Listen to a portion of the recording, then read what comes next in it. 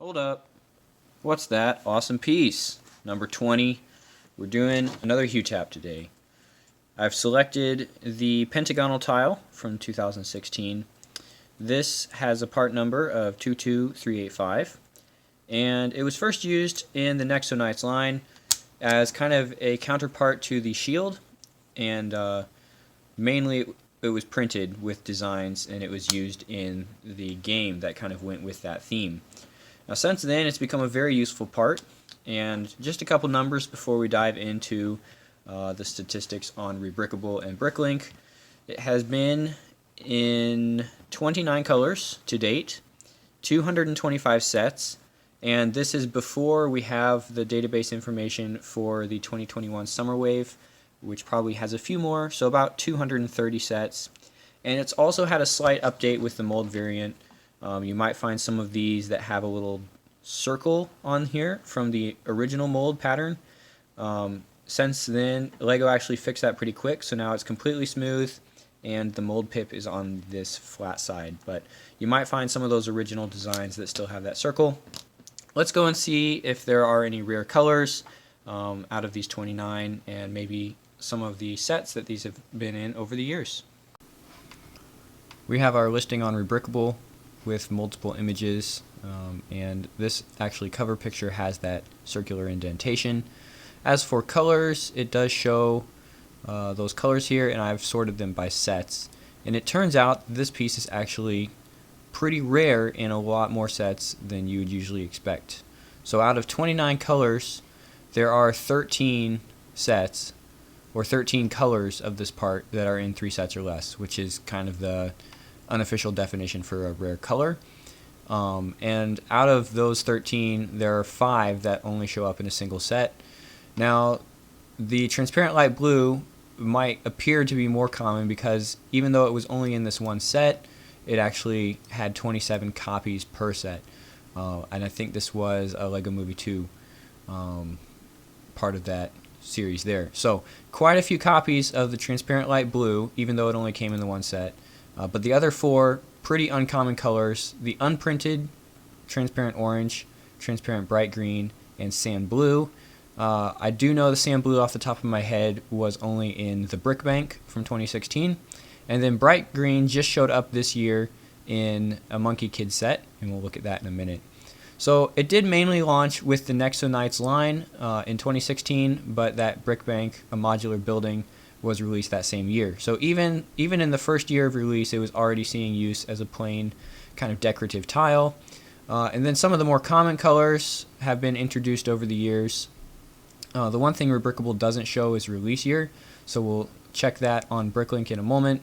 But currently the most common colors are grayscale, no surprise here, except for dark bluish gray, which is lagging behind. It's actually in one of the rare colors. And then some blue, dark blue, red, reddish brown, useful colors that cover general applications. But the black version of the piece has already been in 62 sets and 200 pieces in those sets. So getting pretty common, even though it's only 5 years after release, almost 30 colors already. On Bricklink we can see release years, so we'll pop this open here and sort by year. And it was first released in the flat silver, white, sand blue, reddish brown, light bluish gray, dark purple, blue, black, and then the next colors came after that. So even the release year saw a bunch of colors. Probably not all in the first wave of these sets, but within the first year of release, having these colors already. Most recently, we have added bright green, dark bluish gray, kind of a surprise to get this grayscale color, dark turquoise, and the satin trans light blue. This is a new color finish, so that is now included in this piece. And then last year, dark green, dark red, regular green, regular red. Really expanding the color palette year after year. And I don't think that's going to slow down. I think we will see more and more colors be released here, especially the transparents. Those are starting to show up as well.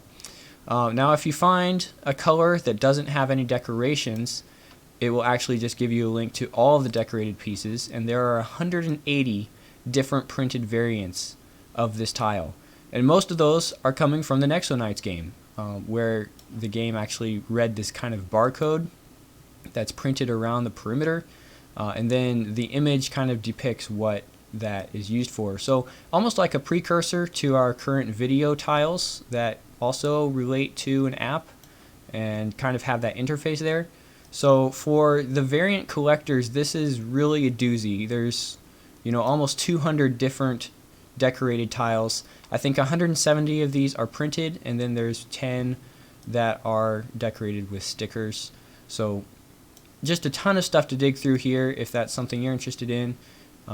Probably just going to leave it at that for this HUWTAP. A couple other things I wanted to mention are from New Elementary. There's 2 articles that do have some nice discussion about this piece. This first article with the Lego Batman movie brickheads talks a little bit about this mold variation that I mentioned before, and also kind of has a milestone for some of the colors that were introduced at this point. This is 2017. And then another one from kind of a build-off does show some of the different patterns that can be built with this piece, and some of these different connection points or you know, geometries and that kind of thing, which we will look at soon. Another thing I wanted to mention here in studio, just looking at these geometries a little bit before I go back to the build table. The larger version of the square tile can be built using these right triangles, and this side length is equal to 2 of these pentagonal tiles. So that might be useful if you need to make this 45-degree transition. It also interfaces quite nicely with the cutout corner tile, so it kind of noses right in there. And the cutout corner tile also makes this cross shape, which this piece is capable of doing. So in this Monkey Kid set, we can see that these tiles are used to create a layering effect, and it's kind of doubled up by using multiple different colors.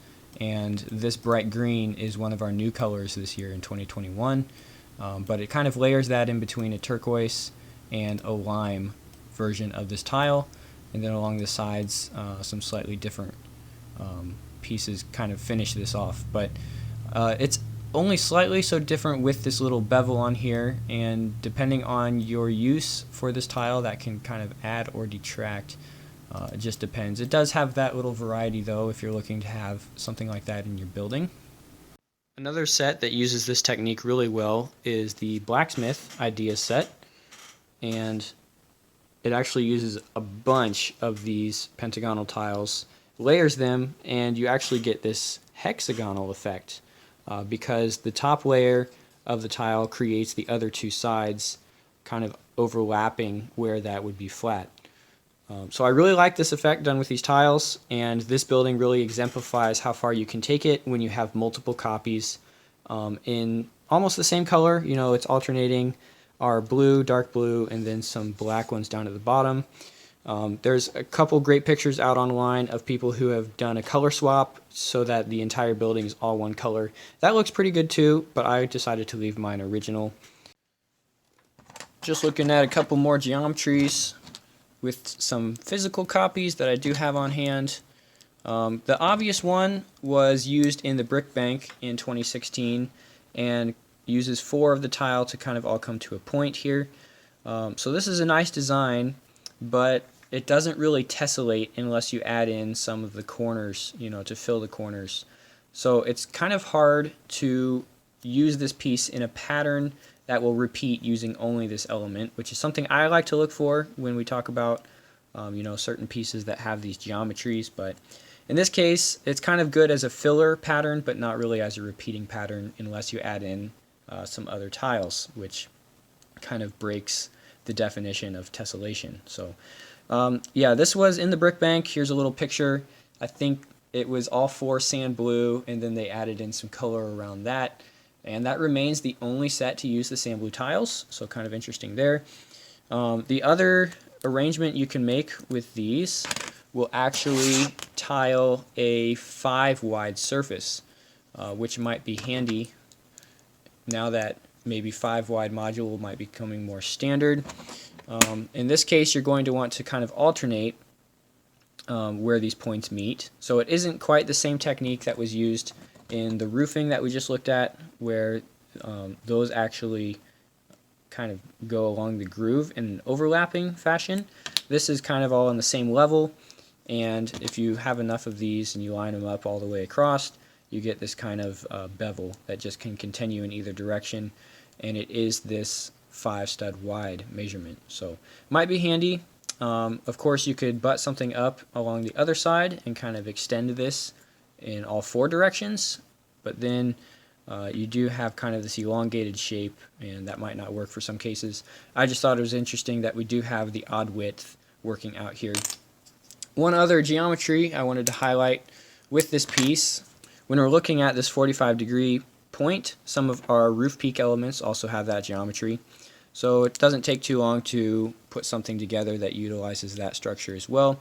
And it doesn't align perfectly with the edge of the tile, but it actually lines up a little bit better with the bevel on here. If you were to extend that out, seems like it would intersect the edge of the 2x4 peak element here. And that's just a little bit short of a 2 brick height construction, but I'm sure something can be done with this. I think this has actually been used in a set where this geometry lines up in a brickheads. Not this specific slope, but something with this geometry has been done before. But you know, just a little like microstructure house build or something with these nice smooth end caps to round that out. As a final note for the video, there is actually a counterpart that was introduced at the same time, specifically to be used with the Nexonites theme, which is where the tile originated. It's a large version of a minifig shield, and it's 22408, I think. Let's get this focused in. Yeah, so this does have a few studs on the back. It's got a bar handle. It's got some connections on the top. There's actually quite a few useful connections on the part aside from the face, but the face does interface perfectly with these tiles because that's what it was designed for. And you know, now this piece kind of discontinued, fallen by the wayside along with the Nexonites theme, but remains an option for including this in your builds. Flip it upside down and now you have another micro scale wall section or something of that nature. So did want to mention this as it is specifically designed to work with the tile, but I feel like the tile has kind of broken out of its original release theme and become very versatile across different LEGO projects, different sets and themes. And I think we'll continue to see this piece, you know, expand in the colors, hopefully bringing some of those rare ones back into additional sets. Actually 20 HUWTAP videos now looking at specific pieces and how they relate to the LEGO system. So stay tuned for more of those, but that's all for now. Thanks for watching, Brick System Brothers.